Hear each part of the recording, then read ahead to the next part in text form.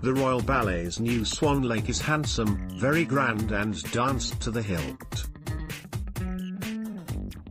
From glittering court acts to the misty romantic lakeside, it balances spectacle, storytelling and powerful dancing from the entire company, with Marianela Nunes and Vadim Montagerov on glorious form in the leading roles. A new Swan Lake is a huge undertaking. The major classics are a central part of the Royal Ballet's identity, while the scale and expense of a new production mean it is expected to last a generation, framing dozens of different interpretations of the leading roles.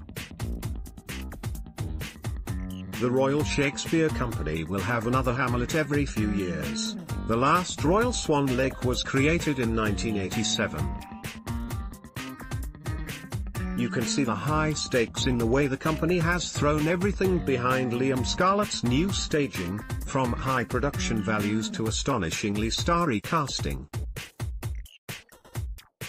It's not often you see Matthew Ball and Marcelino Zambay among the courtiers of a crowd scene, but there they were. It's paid off. There's a confidence about the performance that sweeps the evening forward, a shared conviction in the dancing, supported and framed by John McFarlane's magnificent new designs. Scarlett and McFarlane follow Anthony Dowell's 1987 production by setting the ballet in the 1890s. The Prince's birthday celebrations are held on a lawn framed by cedars, a landscape that melts away to reveal Act 2's lakeside, all inky shadows and a Turner moon, although David Finn's lighting keeps everything visible. McFarlane's setting for the Act 3 court ball is a marvel of gilding, marble and painted ceilings, with proportions that keep it airy rather than heavy. His costumes have sculptural weight while moving beautifully, with the swans in delicate high tutus.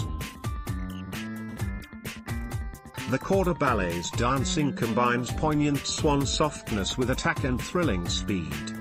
Scarlett was a controversial choice, a choreographer whose narrative ballets have often been messy.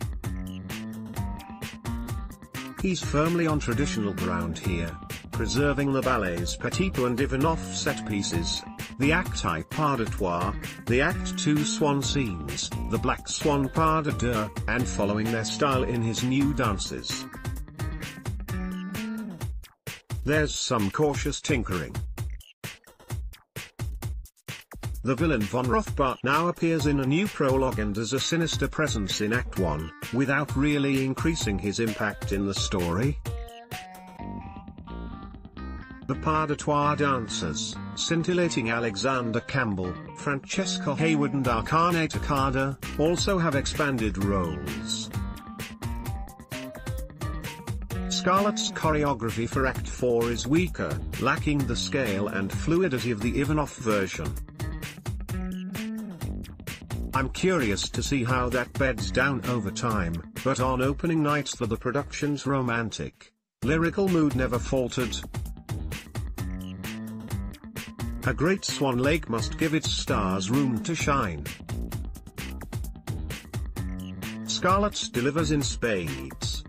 Nunes's dancing is rich as cream, with long, floating phrasing in the white acts and seductive dazzle as the Black Swan alter ego. Montagerov, most princely of princes, combines virtuoso splendor with aristocratic grace. Together, they create a human tenderness at the heart of this opulent new production. Until 21 June, row.org.uk. More about Swan Lake. Liam Scarlett, Marianela Nunes. Royal Ballet reuse content.